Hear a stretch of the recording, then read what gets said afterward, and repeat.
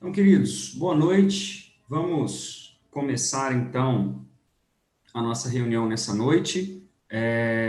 Foi liberado lá no grupo, no WhatsApp, o link pelo YouTube, né? Então, quem quiser assistir pelo YouTube, a reunião está sendo transmitida também pelo YouTube, né? E aqueles que estão aqui no Zoom com a gente também. É um prazer ter todos aqui mais uma quinta-feira para a gente poder ouvir, né, da palavra do Senhor, agradecer mais uma vez pela presença do Fábio com a gente. Obrigado por ter aceitado mais uma vez o nosso convite. Aí é sempre uma ótima oportunidade em ouvi-lo novamente. Né? Agradecemos pela presença de todos, né, que estão aqui pelo Zoom e também aqueles que vão assistir a reunião transmitida pelo YouTube. E para a gente começar a nossa reunião, né, eu gostaria de pedir, a Dani vai tocar para a gente o hino de número 1 do nosso inário. Então, eu vou estar liberando o áudio para a Dani aqui. Jorge, você consegue colocar a letra do hino aí? Eu vi que você está com 2 aplicativos, você deve estar pelo celular, pode ser? Só um minuto, Dani, só a gente projetar aqui. Eu acabei de desligar, Thiago, porque eu fui para o YouTube. Beleza, então pode deixar que eu faço aqui, tranquilo.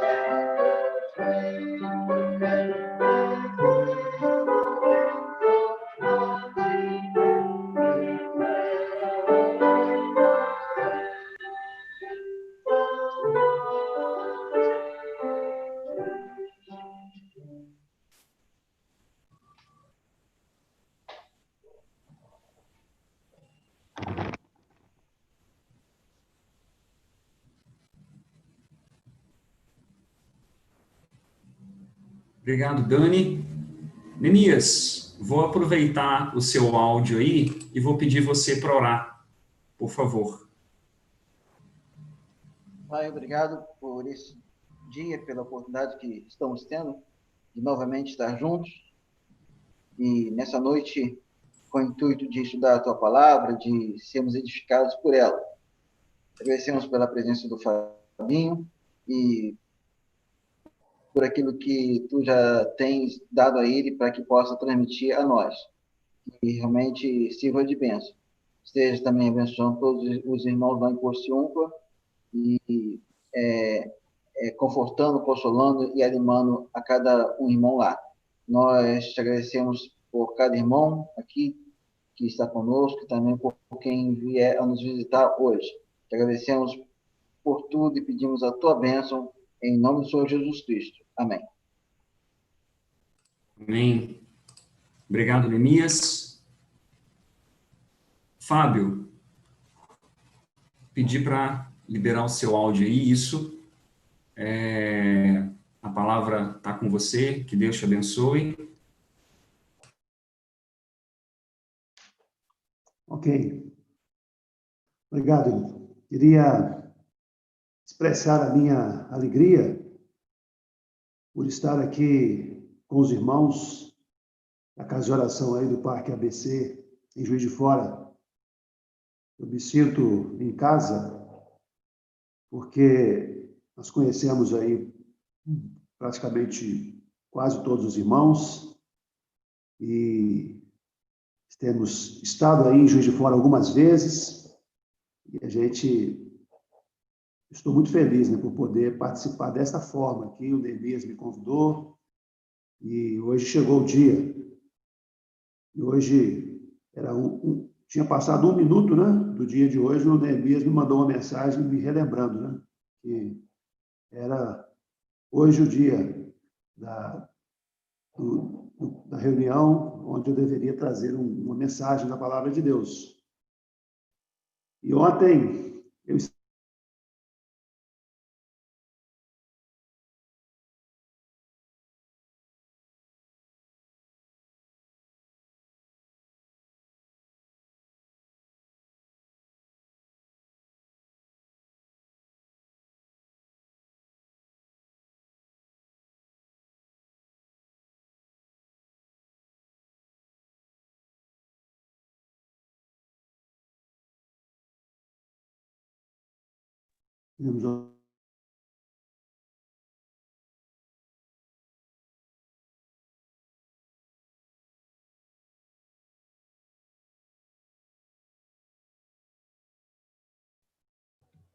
Fabinho, está me Oi, ouvindo?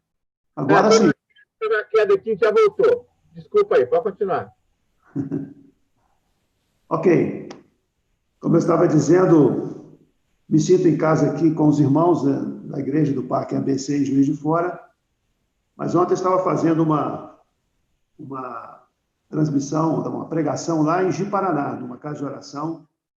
Eu não conhecia ninguém, então os irmãos me convidaram e também foi uma experiência muito rica poder interagir com os irmãos de lá, uma região que eu nunca fui, e ouvir os irmãos, cantar junto com os irmãos. E hoje eu estou numa igreja de irmãos, tenho muitos conhecidos, né? Mas ontem a experiência era outra. E a gente está aprendendo a lidar aí com o Zoom, com essa tecnologia nova. Estou vendo aí irmãos mais amadurecidos aí também, participando, aprendendo a lidar com essa tecnologia. Eu queria parabenizar esses irmãos, né? Porque tem uns que não querem nem tentar, querem distância da tecnologia. E é difícil a gente aprender as coisas quando a gente já está numa idade mais madura. Eu já sinto isso. Algumas coisas eu não quero nem ver. E os meus filhos precisam fazer para mim. Mas a gente precisa sempre encontrar novos desafios para a nossa vida. E eu acho que esse momento de quarentena, de isolamento total ou distanciamento social, que a gente está impossibilitado de reunir presencialmente, a gente está crescendo também nessa nova maneira de fazer reuniões, fazer estudos, e eu tenho certeza que Deus também vai abençoar, como já está abençoando, a gente ter a oportunidade, né, de interagir com irmãos de tantos lugares diferentes, e tudo isso é simplesmente através de um celular, praticamente não custa nada para a gente fazer isso. É uma grande bênção de Deus, toda essa tecnologia. E pregar aí em Juiz de Fora sem sentir o frio de Juiz de Fora. Aqui em Poço de Lucas está frio também, mas só de imaginar o frio de Juiz de Fora eu fico arrepiado aqui. Eu queria, então, deixar assim o meu abraço para todos os irmãos. Eu vi alguns aí, sei que outros estão chegando, outros estão lá talvez no YouTube. Queria externar a minha felicidade mesmo, a minha alegria, e abraçar todos os irmãos, um abraço virtual, mas sincero, revelando a minha alegria por poder ter esse momento junto com vocês. E eu gostaria de ler um texto da Palavra de Deus, que está no Evangelho de Lucas, é um texto muito conhecido, que narra o episódio da transfiguração do Senhor Jesus. Lucas capítulo 9, a partir do versículo 28.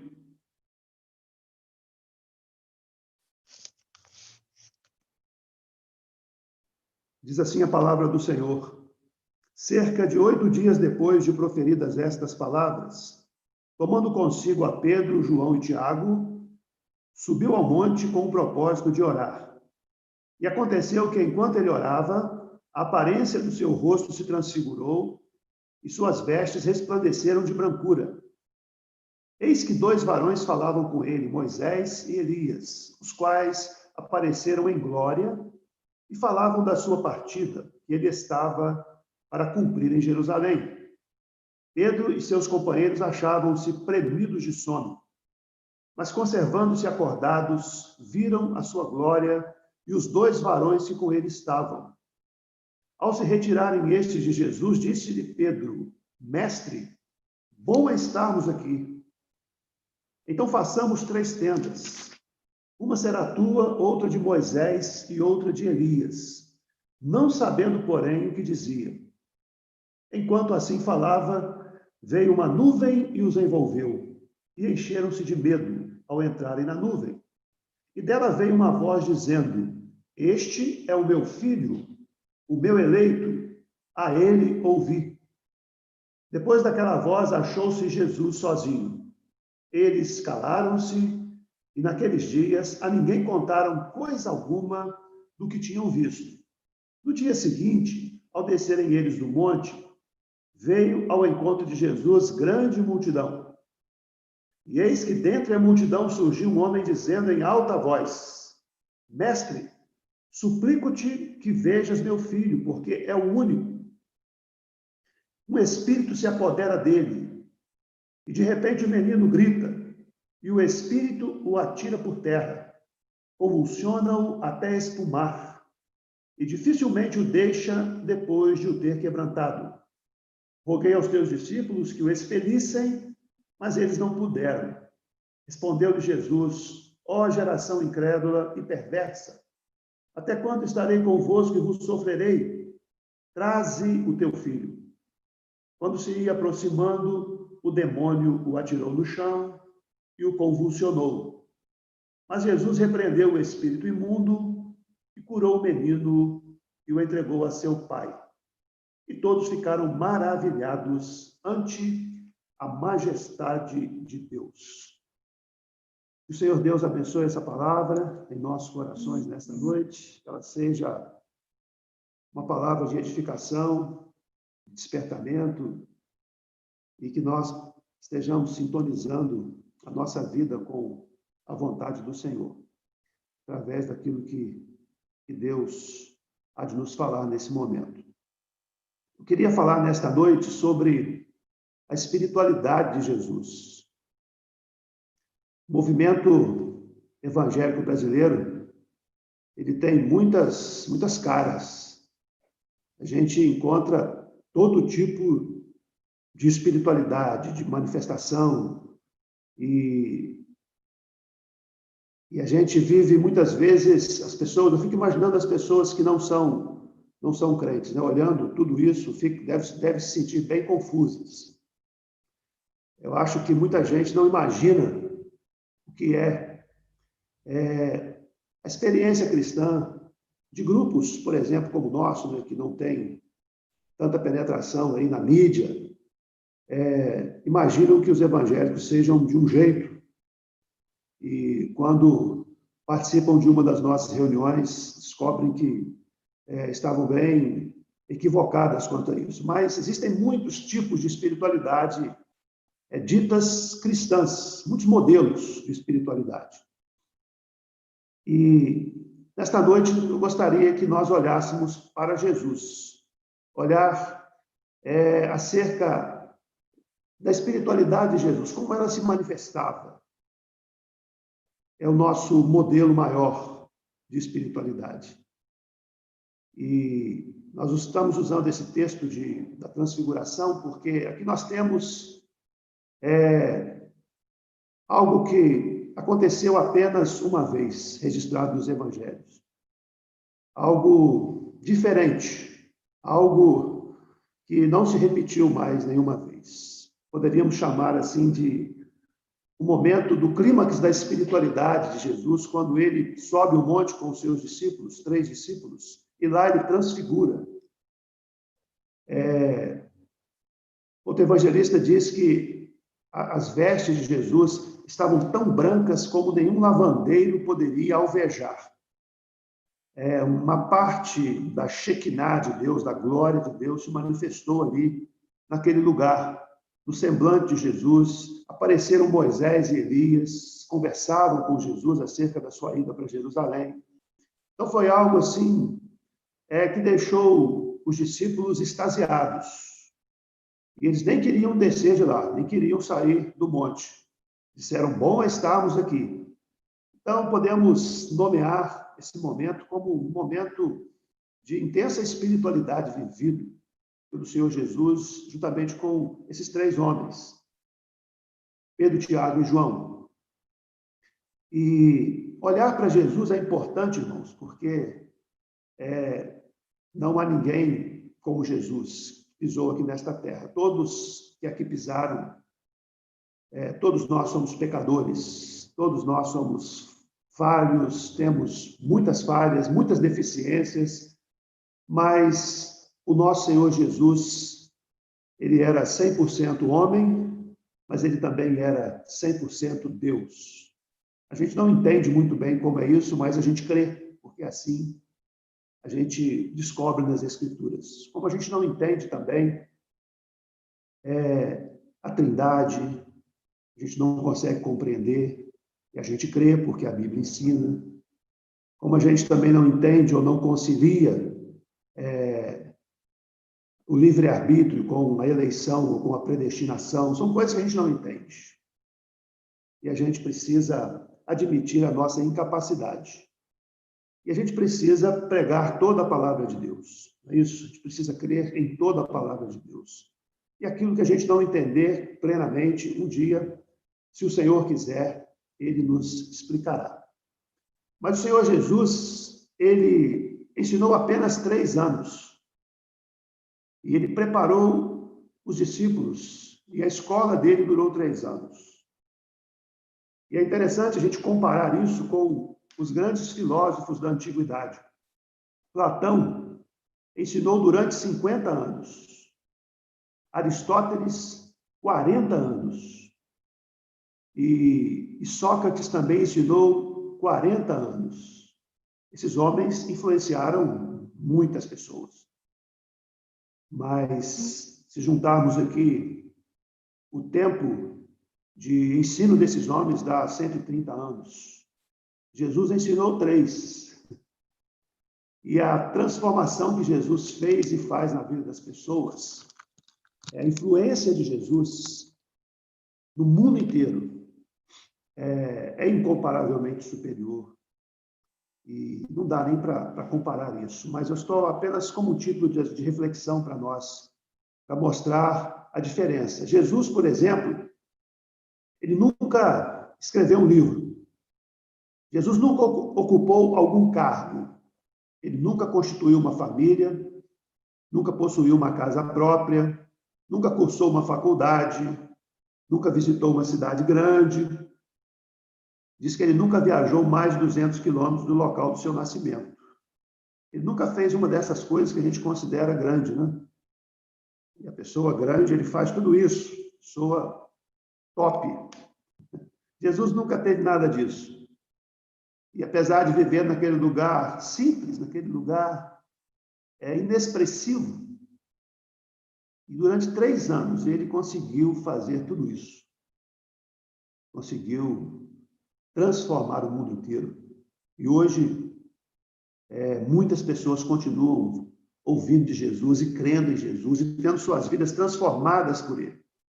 Então, nós precisamos olhar para ele, como o escritor aos Hebreus diz, olhando firmemente para Jesus. A gente não pode deixar de olhar para Jesus.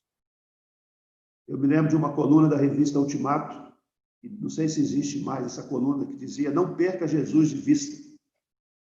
Se perdermos Jesus de vista, irmãos, a gente pode desequilibrar a nossa espiritualidade. Se perdermos Jesus de vista, nós podemos cometer muitos equívocos, achando que estamos fazendo o que é certo ou a vontade de Deus. Então, olhar para Jesus nesta noite, tentar aprender com ele um pouco acerca da sua espiritualidade. Que tipo de espiritualidade nós, como cristãos, deveríamos desenvolver aqui neste mundo? Em primeiro lugar, com base nesse texto aqui, a espiritualidade de Jesus é fortemente marcada pela oração. No versículo 28, nós lemos que cerca de 8 dias depois de proferidas estas palavras, tomando consigo a Pedro, João e Tiago, subiu ao monte com o propósito de orar.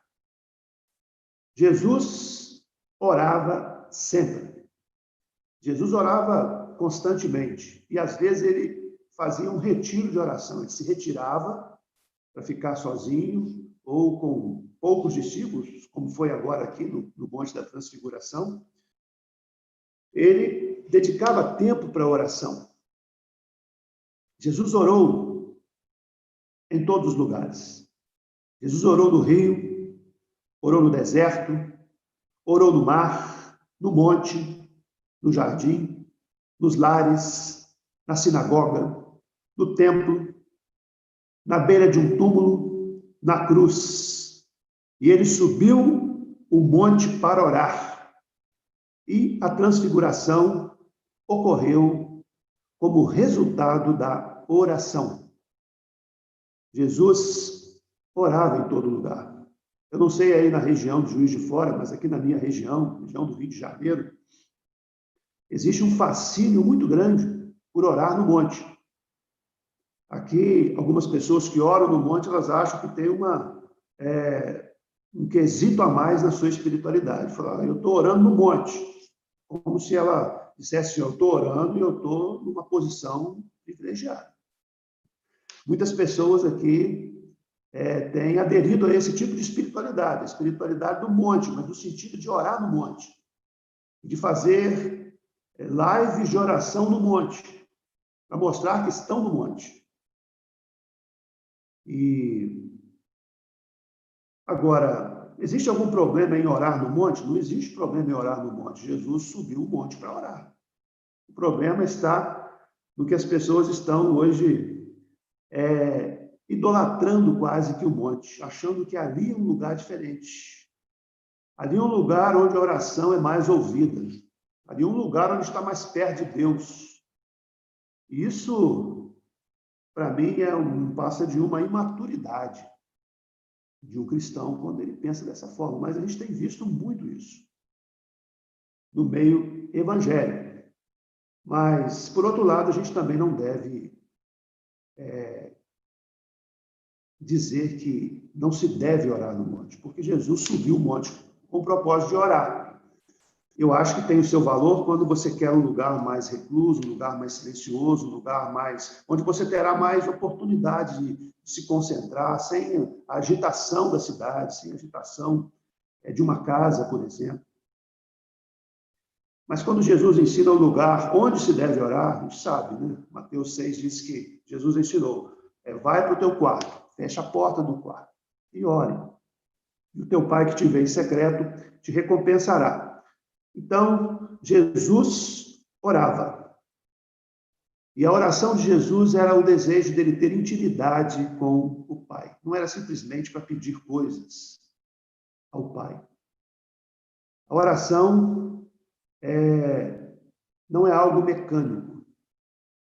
A oração precisa ser algo que nos dá alegria, nos dá prazer.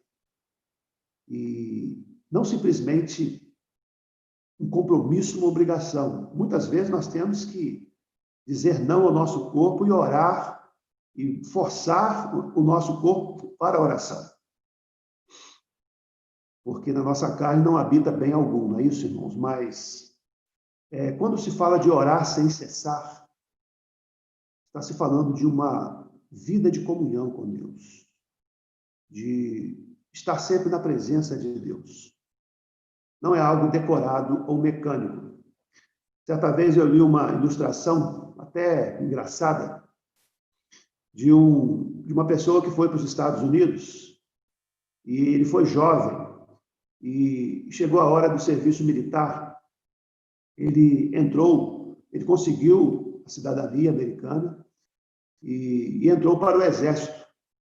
Mas ao final de um período, de 2 anos, o coronel vinha para fazer a inspeção dos soldados, para ver se eles poderiam continuar no Exército.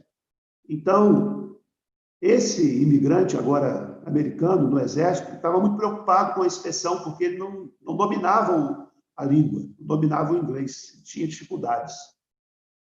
E aí, conversando com seus colegas, eles disseram, não fica preocupado não, porque o coronel sempre chega aqui e faz as mesmas perguntas. Então, é só você treinar as respostas, porque ele sempre pergunta a mesma coisa. E as perguntas que ele faz são as seguintes: quantos anos o senhor tem? Você responde para ele, 22 anos, senhor. Há quanto tempo o senhor está no Exército? Aí você diz a ele, há 2 anos, senhor. E a terceira pergunta que o coronel faz é essa: você está recebendo bom tratamento e boa comida? Aí você diz a ele, as 2 coisas, senhor. Então, ele treinou 22 anos, Senhor, 2 anos, Senhor, e as 2 coisas, Senhor. Ele falou aquilo perfeitamente, não tinha nem sotaque. E ele aguardou o dia da inspeção, o coronel chegou, e o coronel veio com as mesmas perguntas, só que ele inverteu a ordem, ele mudou a ordem. E ele fez a seguinte pergunta: há quanto tempo o senhor está no Exército? E ele disse, 22 anos, Senhor. O coronel arregalou os olhos, não entendeu, mas fez a segunda pergunta. Quantos anos o senhor tem? 2 anos, senhor. Aí o coronel ficou enfurecido.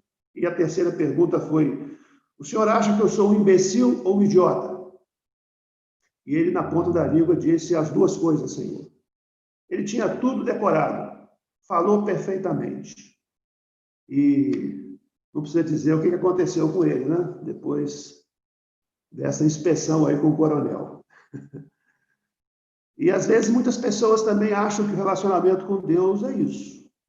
É você ter orações decoradas, você apresentar algumas coisas e falar coisas decoradas para Deus. E, às vezes, tem pessoas que ficam, às vezes, até horas com aquelas orações decoradas, que ele faz no piloto automático. Ele não precisa nem pensar no que ele está falando. E aí, Jesus também disse que, quando a gente orar, a gente não deve usar vãs repetições. Não adianta, não é isso. É a mesma coisa que um pai com um filho pequeno, o filho toda vez chega para ele e fala a mesma coisa. E no outro dia ele vem e fala a mesma coisa. No outro dia ele fala a mesma coisa.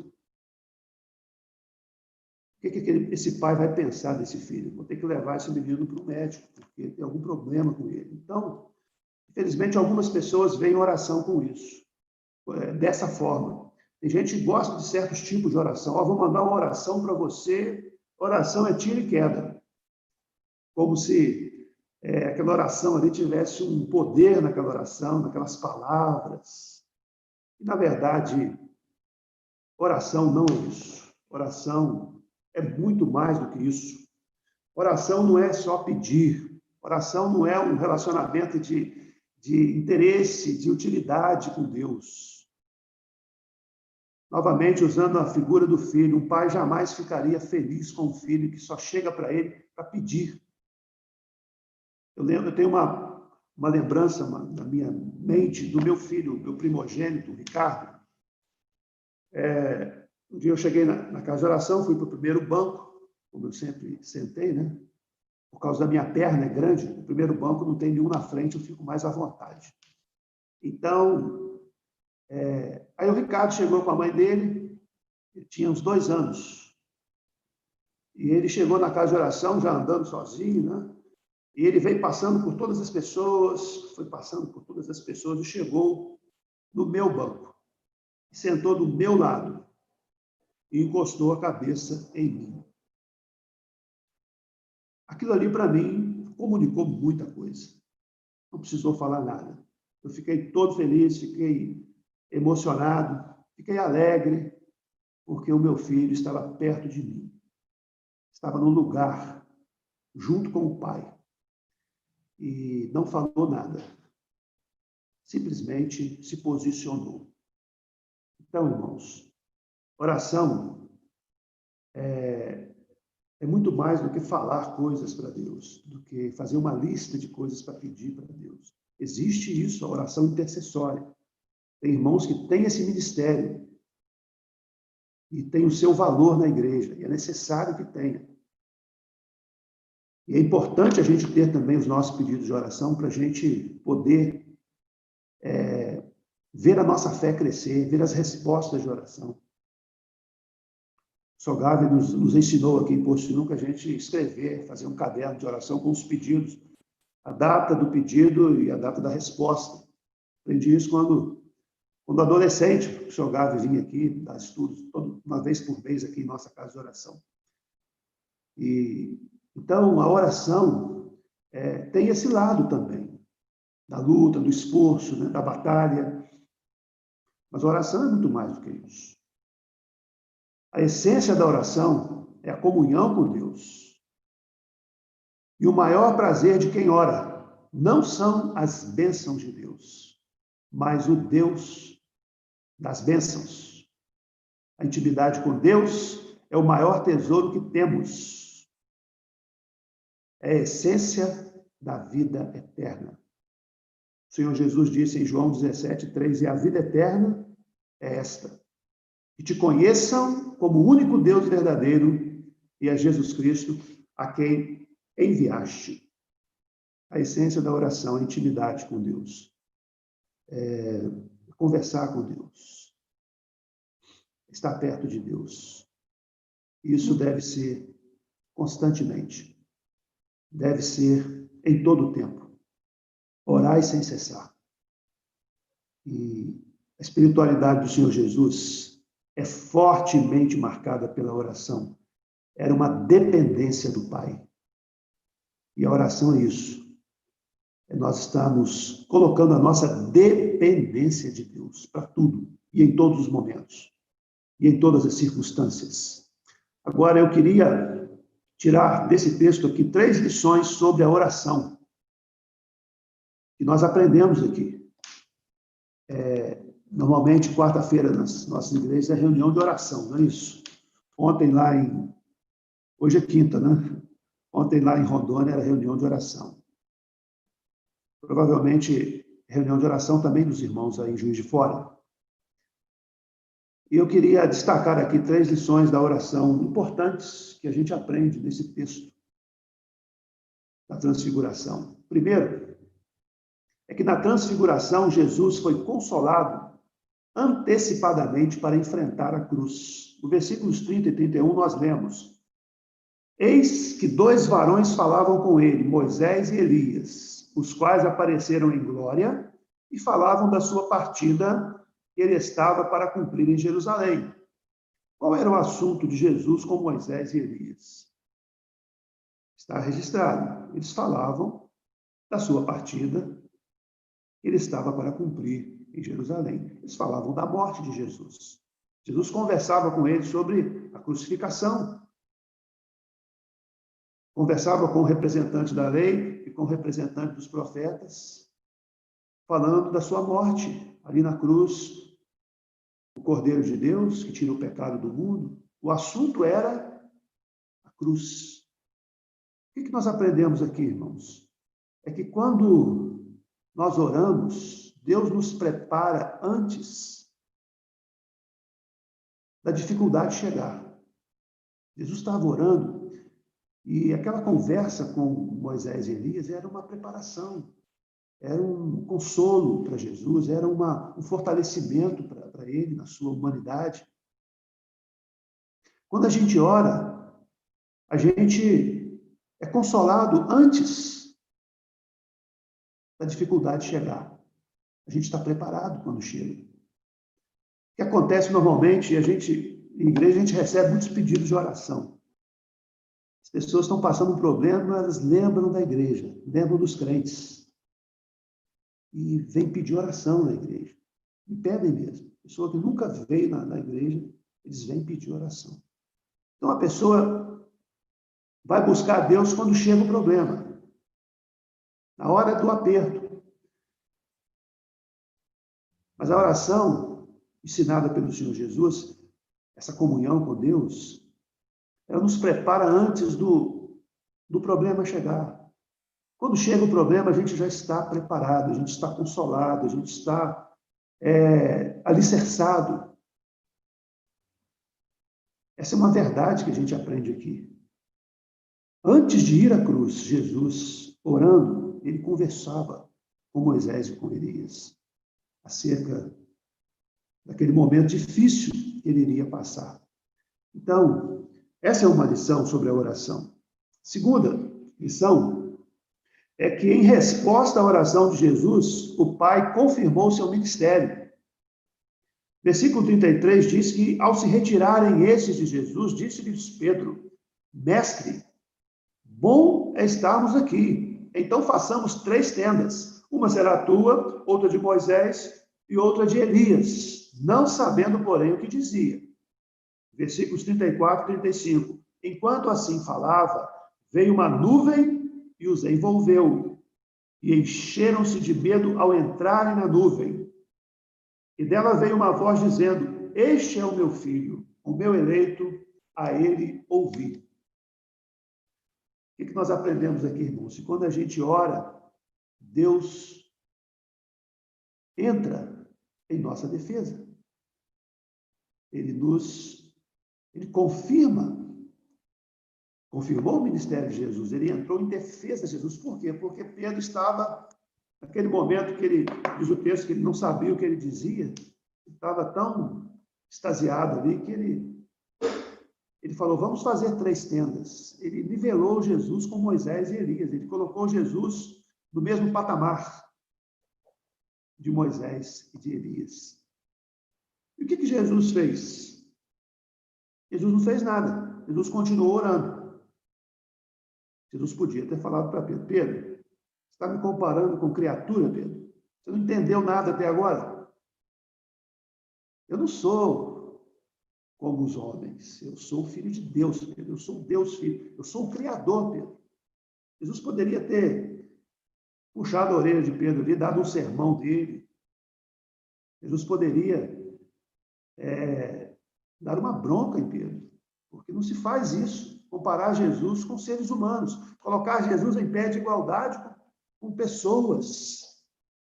Respeitem a Deus, respeitem o Filho de Deus. Jesus nada falou, Jesus continuou orando.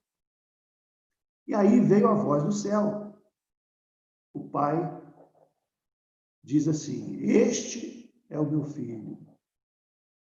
Depois que veio a nuvem, cobriu a todos, E a voz saiu da nuvem, é Deus, o Pai falando, olha, não façam isso, não comparem Jesus, não coloquem Jesus em pé de igualdade com qualquer outra pessoa. Isso é um erro gravíssimo. Pedro cometeu esse erro. E ainda hoje tem muita gente cometendo esse erro. De colocar Jesus em pé de igualdade com outras pessoas. Pessoas até que no passado foram pessoas de Deus. Homens e mulheres de Deus. Mas Jesus não pode estar no mesmo patamar. Jesus é o próprio Deus Criador. Jesus é Jeová. Jesus é o sustentador de todas as coisas. Agora, o que aprendemos aqui, irmãos, é isso. É que quando a gente ora, a gente não precisa brigar para defender os nossos direitos.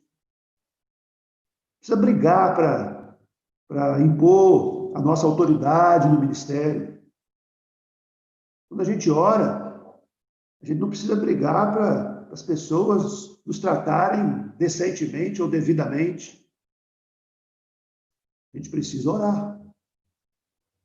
Muitas brigas, contendas, disputas no lar, na igreja, na sociedade, acontecem porque buscamos defender a nós mesmos quando somos atingidos, em vez de orar. A oração não apenas desestabiliza e desarticula o poder do mal contra nós, mas também aciona o poder do céu em nossa defesa. Quando cuidamos das coisas de Deus, Ele cuida da nossa reputação. São palavras do pastor Hernandes Dias Lopes, que eu acabei de ler para os irmãos. Jesus não se defendeu, Jesus não cuidou da sua reputação, Jesus orou. E o Pai fez tudo isso por ele. E nós, como seres humanos, às vezes queremos fazer a justiça com as nossas mãos. Às vezes a gente briga, às vezes a gente esperneia. Às vezes a gente quer exigir nossos direitos. Às vezes a briga é dentro de casa, no relacionamento conjugal, ou entre pais e filhos. Às vezes é entre marido e mulher. Às vezes é na igreja. Somos humanos. Mas a gente precisa olhar para Jesus. Precisamos orar mais e lutar menos por nós. Lutar mais por nós em oração. Esperar em Deus, confiar em Deus. Às vezes nós realmente somos vítimas de injustiça.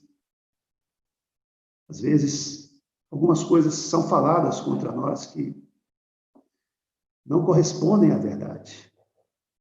E às vezes pagamos até um preço por isso. Mas em vez de procurar se defender, em vez de procurar tirar satisfação, é melhor orar. É melhor fazer o que Jesus fez.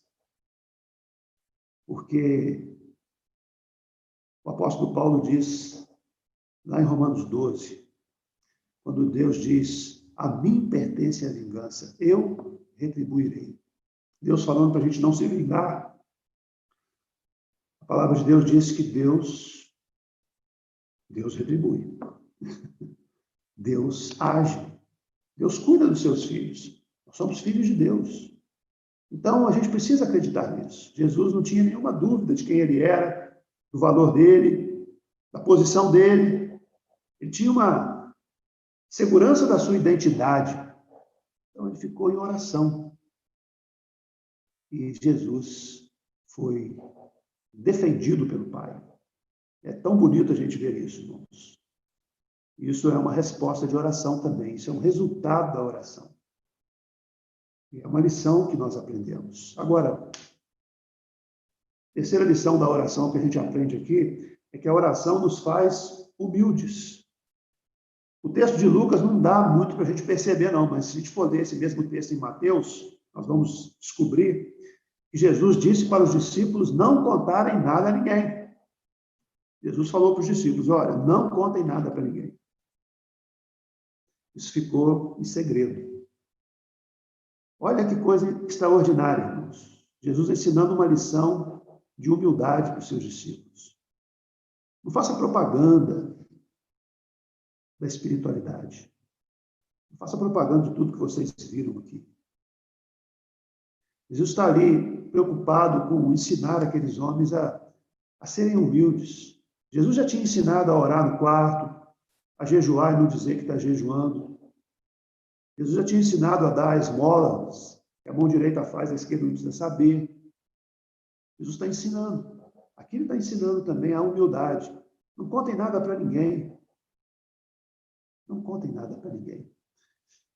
Essas experiências espirituais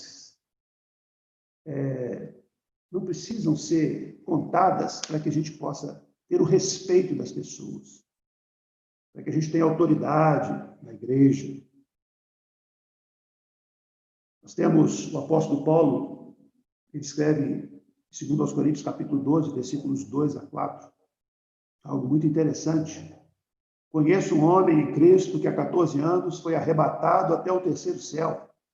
Se no corpo ou fora do corpo, não sei, Deus o sabe.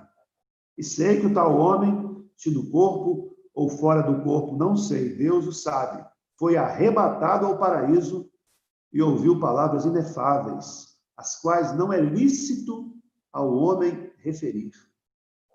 Paulo teve um arrebatamento, Paulo teve uma visão, uma experiência tremenda com Deus. Algo assim, ele disse que foi arrebatado até o terceiro céu e ouviu palavras inefáveis. Paulo aproximou muito do Senhor. Intimidade, algo assim gigantesco. A experiência de Paulo. E aqui o texto diz que ele demorou 14 anos para contar isso. 14 anos. Essa experiência toda, se Paulo fala isso, os cristãos iam falar, puxa, esse homem é realmente um homem ungido, esse homem é um homem, ele perto mesmo do Senhor. Poderia afirmar a sua autoridade contando essa experiência. Paulo demorou 14 anos. Há 14 anos, aí que ele foi contar. A espiritualidade do Senhor Jesus, irmãos, é essa. Não precisamos dizer que somos espirituais. Precisamos dizer que somos melhores do que ninguém, que temos mais intimidade com Deus do que qualquer pessoa. E a gente tem ouvido tanta coisa na televisão. Outro dia eu ouvi um evangélico, um pastor evangélico, dizendo para as pessoas irem para a igreja, porque ele estava em jejum há tantos dias. Eu estou em jejum há tantos dias, pode ver que o milagre vai acontecer. Ele disse o seguinte, se você não tem fé, não tem problema não, venha que eu garanto. Eu estou preparado. Eu ouvi isso num programa evangélico. Um programa dito cristão. Mas está tão longe de Jesus isso, está tão fora do que Jesus ensinou.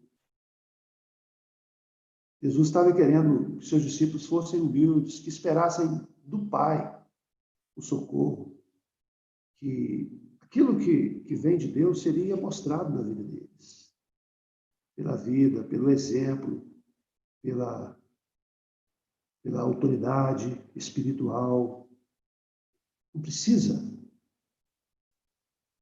querer se afirmar dizendo, eu oro tantas horas, eu faço oração tantas horas, eu oro de madrugada, eu acordo de madrugada para orar. Não há necessidade.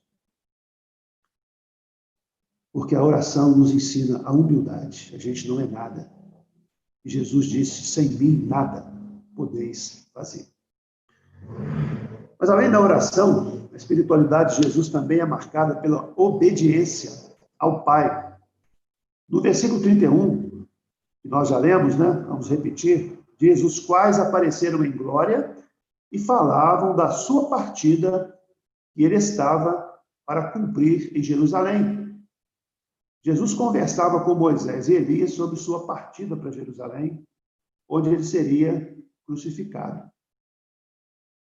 não seria nada agradável. A cruz seria um grande sofrimento para Jesus. Tão grande, que só de imaginar no Getsêmani, ele suou gotas como de sangue. Tal era a agonia de Jesus, e ele disse: a minha alma está profundamente triste até a morte. Foi um momento dificílimo para o nosso Senhor. E ali, ele estava conversando exatamente sobre isso. Porque Jesus, o foco dele era obedecer o Pai, era cumprir a missão.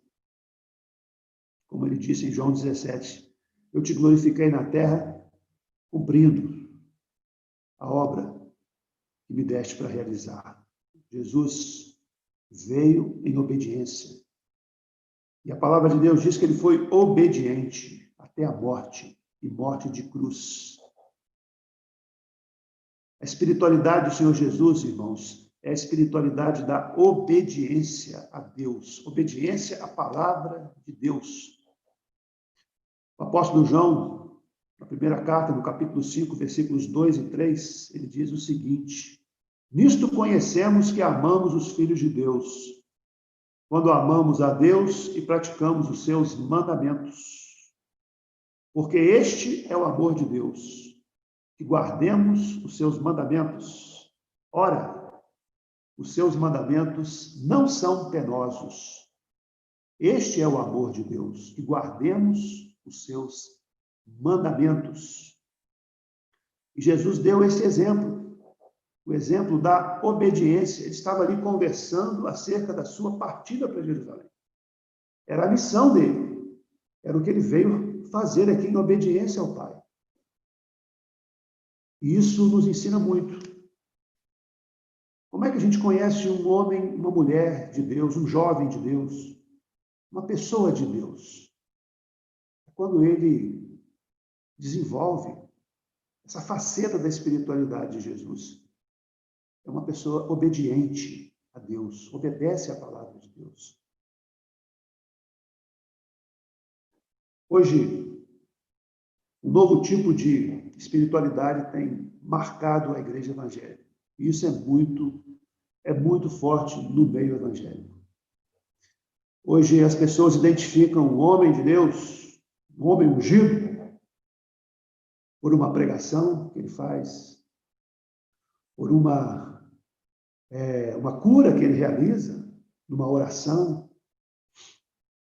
quando ele tem o poder de hipnotizar as pessoas e talvez orar e cair muitas pessoas. Tem gente que fala, esse é o homem de Deus. Isso é tremendo. Tem muita gente equivocada achando que esta é a espiritualidade de Jesus. E o pastor Hernandes Dias Lopes também escreveu sobre isso.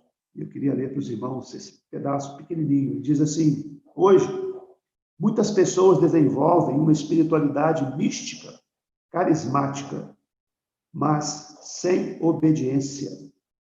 São fervorosos no culto, mas desonestos nos negócios. Moralistas na igreja, mas carnais em casa.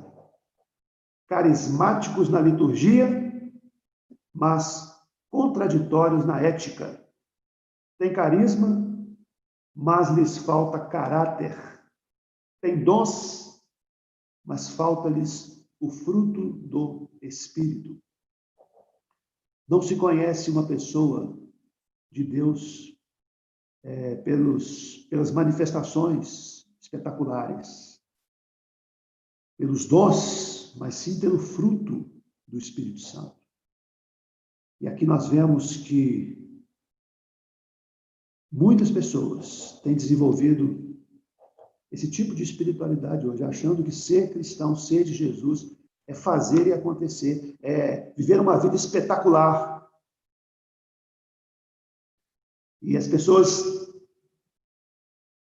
veem o poder de Deus apenas nesse âmbito de fazer alguma coisa acontecer, do fogo cair, como dizem, né?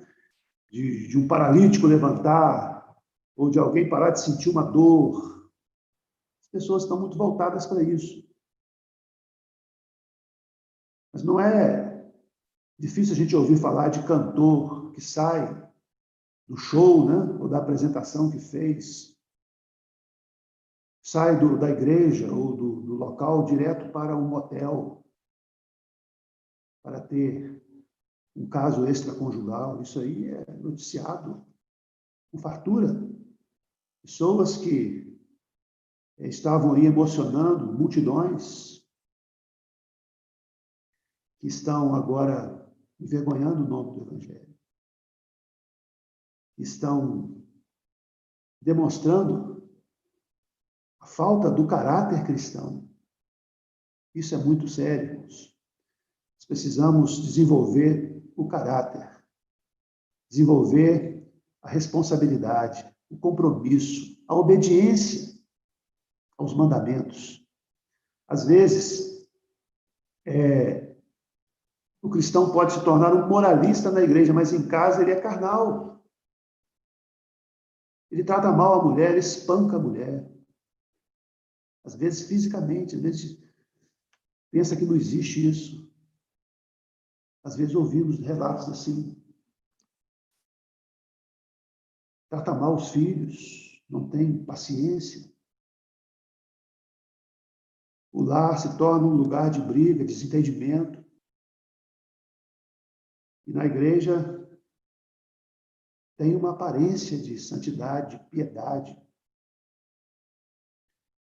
A palavra de Deus, irmãos, ela tem mandamentos muito claros para o marido. O marido, amar a esposa como Cristo amou a igreja.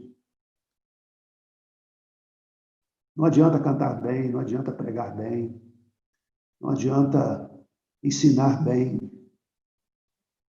se não se pratica isso, se não obedece à palavra de Deus.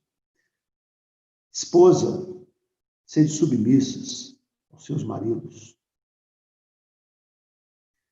Tem mulheres que, a pretexto de pregar o evangelho, estão perdendo a família, perdendo o casamento, estão saindo e deixando o marido para trás. A palavra de Deus está lá. Mulheres, sede submissas aos seus maridos. Não, mas eu tenho que realizar o ministério. Não cuida da casa, não cuida dos filhos. A palavra de Deus está sendo desobedecida. Porque a espiritualidade hoje é outra. A espiritualidade de uma representação, de uma encenação na frente dos outros. Precisamos viver a nossa vida cristã com Deus, nosso relacionamento com Deus na oração e com a nossa casa em primeiro lugar, com a nossa família. É um requisito para ser um presbítero, para ser um oficial da igreja, um líder. A vida doméstica, Paulo falou sobre isso. A palavra de Deus, o apóstolo Pedro falou. São claras as instruções. E aí, tem para os filhos. Filhos, obedecei os vossos pais. A obediência aos pais. O apóstolo Paulo diz que uma das características do final dos tempos seria que os filhos seriam desobedientes aos pais. Estamos vivendo esse tempo. A desobediência. Os filhos não estão obedecendo os pais. Não estão ouvindo os pais. Estão querendo fazer o que acham. Acham que os pais estão desatualizados. Os pais vivem numa outra geração. Estão menosprezando os pais. E é tão claro ali o mandamento: filhos, obedecei aos vossos pais. Honra teu pai e tua mãe. E mesmo que não seja criança, mesmo que não seja, não mora debaixo do mesmo teto, não dependa dos pais, mas precisa honrar pai e mãe. Precisa cuidar da família. Porque quem descuidar da família, negou a fé, é pior do que um descrente. E a palavra de Deus nos encaminha nessa direção. Jesus foi obediente ao Pai. A obediência é a maior manifestação de que uma pessoa ama a Deus. Jesus disse: aquele que tem os meus mandamentos e os guarda, esse é o que me ama. É o que tem os meus mandamentos e os guarda. E não precisa saber muito de Bíblia, não precisa aprofundar em teologia, não, irmãos. São coisas elementares, são coisas básicas. Respeitar os pais, honrar os pais, respeitar os líderes da igreja, obedecer os líderes. É Bíblia, é palavra de Deus. Esta é a espiritualidade de Jesus. É comprar e pagar. É ser verdadeiro, é falar a verdade. É ser honesto nos negócios. É ter uma palavra que tenha credibilidade. Então, são coisas básicas, coisas fundamentais que estão sendo substituídas. Aqui em Portinhoca nós temos uma cidade de 20 mil habitantes. Nós temos aqui dezenas de igrejas. Tem algumas igrejas que trocam de pastor constantemente. Constantemente. Não dá para ficar muito tempo, não, porque começa a aprontar, começa a fazer coisa. Então, acontece direto. Um membro da nossa igreja que tem algumas casas de aluguel e alugou uma vez para um pastor de uma dessas igrejas. Foi um terror. As piores experiências que ele teve foram com evangélicos, de igrejas neopentecostais e igrejas pentecostais também. Falta de zelo na palavra de Deus, falta de coisas básicas.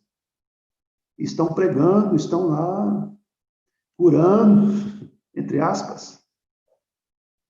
É triste isso, irmãos, porque o evangelho entra num descrédito muito grande. E aí, o Senhor Jesus advertiu em Mateus 7, 22 e 23. Muitos naquele dia hão de dizer: Senhor, Senhor, porventura não temos nós profetizado em teu nome? E em teu nome não expelimos demônios? E em teu nome não fizemos muitos milagres?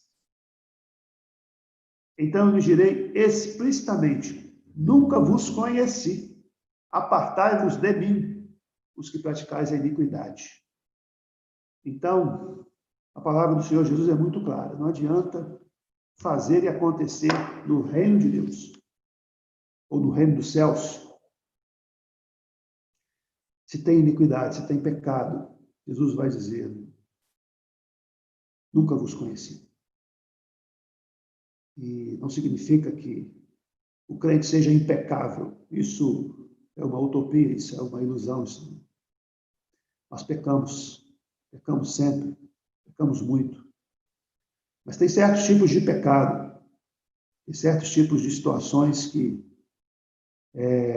não podem acontecer constantemente, não podem se tornar corriqueiros na vida de um servo de Deus. Não podem. Porque a espiritualidade do Senhor Jesus é da obediência. E, em último lugar, irmãos, já estamos terminando, a espiritualidade de Jesus também é marcada pelo poder para desfazer as obras do diabo. No versículo 42, nós lemos: quando se ia aproximando, o demônio o atirou no chão e o convulsionou. Mas Jesus repreendeu o espírito imundo, curou o menino e o entregou a seu pai. Quando desceram do monte, tinha lá um menino endemoniado, os discípulos não conseguiram expulsar o demônio. Jesus expulsou o demônio, e é interessante aqui. Jesus repreendeu o espírito imundo, curou o menino e o entregou a seu pai. É bonito isso. Entregou a criança ao pai. Aquele lar não tinha paz, porque havia uma obra do inimigo naquela família. Aquela família não tinha paz. Como vai ter paz numa família com um filho que convulsiona, que cai no chão, que espuma, que o demônio toma a todo momento, e não tem descanso, não tem sossego? E nesse caso aqui era uma obra do diabo, era uma possessão. Jesus, então, liberta, porque o ministério de Jesus ele foi marcado pela libertação. E o apóstolo João disse que Para isso se manifestou o Filho de Deus, para destruir as obras do diabo. 1 João 3:8. Ele se manifestou para isso, para desfazer as obras do diabo, para destruir as obras do diabo. Então, a espiritualidade do Senhor Jesus é essa. E quando ele devolveu esse menino ao pai, agora essa família tem paz. O que nós aprendemos aqui, irmãos? É que onde o diabo reina, há a desintegração da família. Onde o diabo penetra, feridas são abertas. Aí passa a abrigar a amargura, o ressentimento, às vezes o ódio, e às vezes o fato de não suportar mais a pessoa da família, ou às vezes da igreja, da família espiritual. E isso é uma obra do inimigo. Quando a gente lê em Efésios 4, 26 e 27, nós lemos lá aquele versículo que a gente sabe de cor: irai-vos e não pequeis. Não se põe o sol sobre a vossa ira. Não deixa a ira passar para o dia seguinte. Não fica guardando ira. Não guarde ressentimento, não guarde mágoa. E aí o versículo seguinte, o 27, diz: nem deis lugar ao diabo. Então, é interessante, quando fala de dar lugar à ira, Paulo logo diz: não dê lugar ao diabo. Porque quando eu estou guardando ressentimento contra o meu irmão, é isso que eu estou fazendo. Estou dando lugar ao inimigo. Estou dando brecha na minha vida. E quantas brechas, às vezes, nós como crentes deixamos em nossos relacionamentos. Brechas para o inimigo entrar. E ficamos magoados com as pessoas. Ficamos ressentidos, ficamos com raiva. Às vezes não olhamos mais na cara da pessoa. E, por favor, não me dirija mais a palavra. Não quero mais nada com você. Morreu para mim. Isso é uma obra do inimigo. É o pecado nosso, sim, primeiramente, é o nosso pecado.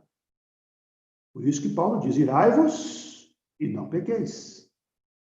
A ira é inerente a nós. Somos assim.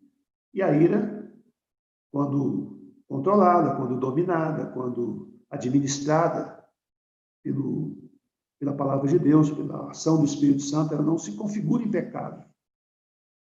Mas quando a ira continua, quando a raiva continua, quando se põe o sol sobre a ira, se aquilo prolonga, se torna um pecado e se torna também um ponto de entrada para outros tipos de problemas. O escritor aos Hebreus diz que a raiz de amargura brotando perturba, e muitos são contaminados. Muitos são contaminados. Então, a espiritualidade do Senhor Jesus também é essa. É desfazer as obras do diabo. É para expulsar demônios? Sim.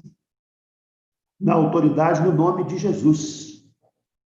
Mas muitas vezes não é nem caso de possessão demoníaca, mas é caso de estarmos dando uma certa facilidade para o inimigo provocar contendas e discórdias na nossa casa, no nosso trabalho, na nossa família espiritual, na igreja. Então, isso é motivo também de reflexão para nós. A espiritualidade de Jesus não é a espiritualidade de um de cara virada para o outro, é a espiritualidade do perdão. Ele ensinou isso. Perdoar 70 vezes 7. Quantas vezes forem necessárias. Perdão, perdão e perdão. É difícil, eu diria que até impossível para nós. Mas Jesus veio para isso, para destruir as obras do diabo, para desfazer os laços do inimigo, para prejudicar a nossa vida, para destruir a nossa família, para destruir a nossa descendência. Precisamos, irmãos, desenvolver essa espiritualidade, a espiritualidade do Senhor Jesus. Então, Deus nos abençoe, Deus nos ajude, possamos estar assim desenvolvendo, né? Olhando para Jesus e aprendendo com Ele a espiritualidade da oração, a espiritualidade da obediência a Deus e a espiritualidade também do poder para destruir as obras do inimigo, a autoridade espiritual na nossa vida. Queria, terminando aqui, agradecer à igreja do Parque ABC. Já enviei uma carta e enviei também mensagens para o irmão Jorge Luiz, agradecendo uma oferta que foi enviada para socorrer irmãos aqui que tiveram problemas na enchente. Nós tivemos a maior enchente da nossa história aqui no início do ano. Então, os irmãos aí, voluntariamente, nos enviaram uma oferta de amor. Nós enviamos já a carta de agradecimento, o relatório de como nós administramos aqui esse recurso, né? De outras igrejas também que enviaram, sem fazer qualquer campanha, ninguém pediu nenhuma oferta. Foi do coração dos irmãos aí. E é assim que tem valor, né? É uma oferta voluntária. Eu queria agradecer aos irmãos aqui também através dessa transmissão ao vivo. Que Deus abençoe e multiplique na vida de vocês. Também dizer aos irmãos, eu não sei se a reunião vai demorar muito ainda, eu tenho um compromisso daqui a pouco, tem uma outra live, né, para fazer com outras pessoas aqui na minha cidade.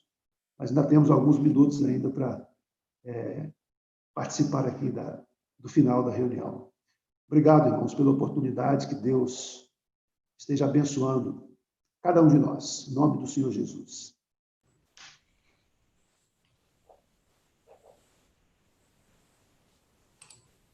Muito obrigado, Fábio, pela sua palavra, obrigado pela sua participação aqui conosco, é sempre um prazer, né? Leva nosso abraço para a sua família e também para a sua igreja, né? Que o Senhor continue te abençoando no seu ministério, né? Cumprindo, mesmo durante esse período de pandemia, né? Aquilo que Ele tem nos deixado, né? Que é e de anunciar o evangelho, mesmo que seja, né, pela internet, né, que esse seja a nossa forma de anunciar. Então, que Deus te abençoe, né, você tem uma live daqui a pouco, né, mais uma mensagem, então, que o Senhor possa te usar mais uma vez, assim como usou nesse momento que esteve aqui conosco.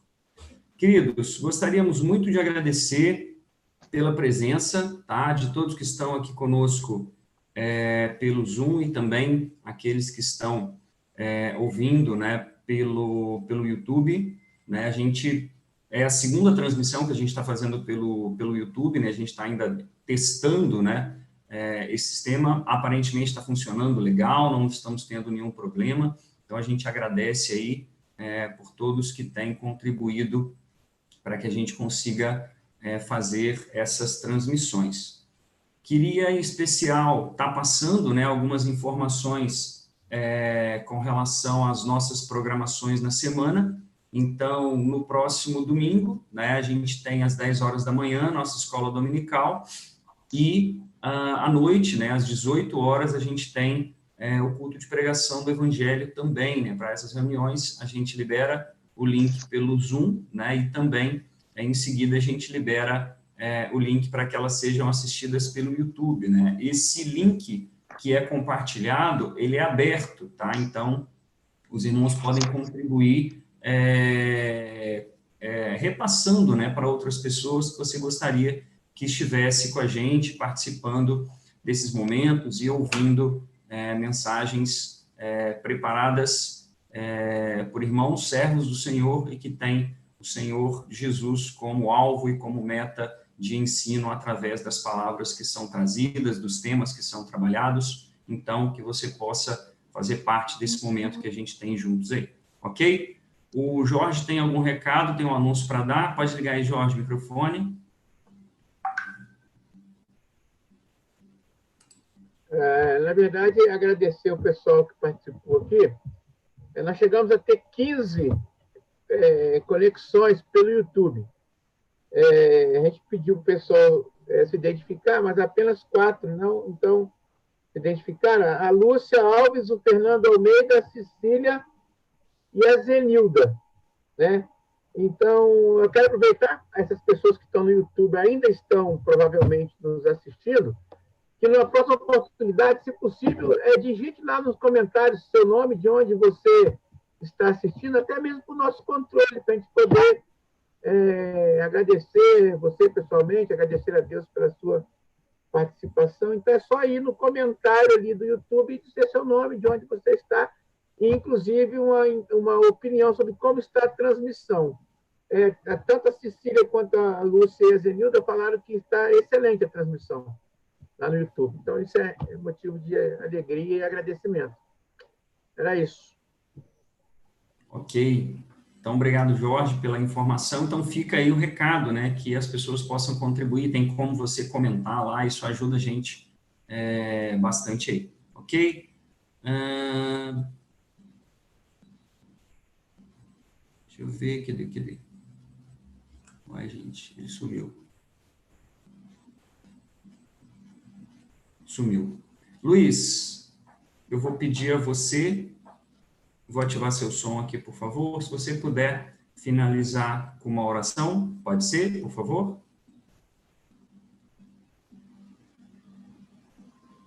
Sim, Thiago. Ok, vamos orar. Está ouvindo já? Sim, estou ouvindo, perfeito. Tá, ok. Então vamos orar.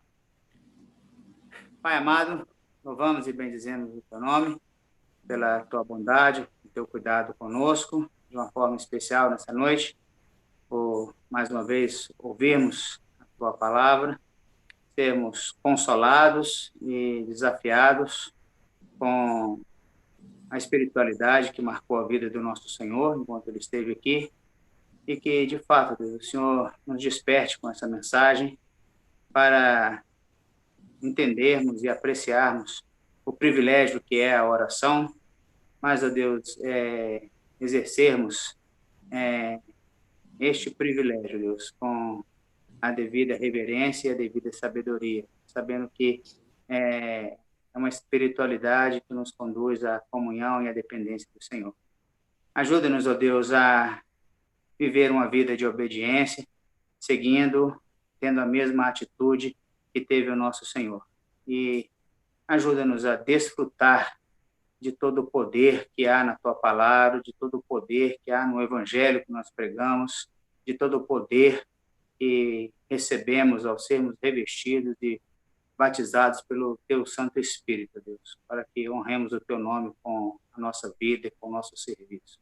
Obrigado pela vida do Fábio, obrigado pela forma como ele bondosamente trouxe a palavra, com exortações, com desafios para uma vida íntegra, para uma espiritualidade realmente saudável e comprometida com o nome do Senhor e com o teu evangelho, Deus, que é isso que a gente está precisando de ouvir, e obrigado, Deus, porque o Senhor deu ao teu servo a devida serenidade e a devida firmeza para nos transmitir essa palavra nessa noite. Continue abençoando a sua vida, o seu ministério, a liderança na condução do trabalho ali em Porciúncula, que o Senhor abençoe ricamente e que ele seja um instrumento usado pelo Senhor para abençoar muitas outras vidas. Por todos os irmãos que puderam estar aqui nessa noite e tiveram a oportunidade de ouvir a tua palavra, nós te bendizemos, nós te agradecemos mais uma vez e que o Senhor continue nos abençoando, nos sustentando e suprindo, Deus, as nossas necessidades a cada dia. E queremos, Deus, de uma forma especial, apresentar o nosso irmão Rubens na tua presença, mais uma vez, colocando as necessidades de saúde e de plena recuperação e restauração aos teus cuidados. Que o Senhor o abençoe, que o Senhor cuide do teu servo e o abençoe ricamente. É a nossa oração em nome do Senhor Jesus. Amém.